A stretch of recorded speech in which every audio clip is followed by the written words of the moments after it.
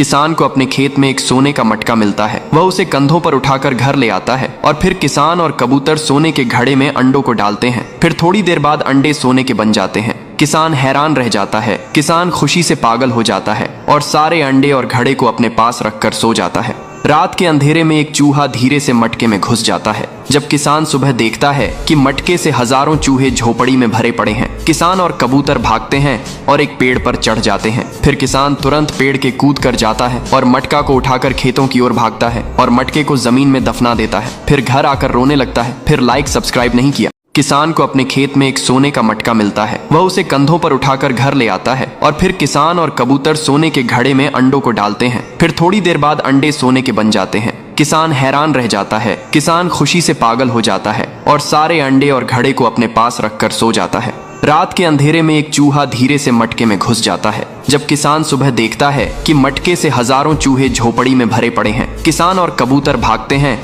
और एक पेड़ पर चढ़ जाते हैं। फिर किसान तुरंत पेड़ के कूद कर जाता है और मटका को उठाकर खेतों की ओर भागता है और मटके को जमीन में दफना देता है। फिर घर आकर रोने लगता है। फिर लाइक सब्सक्राइब नहीं किया।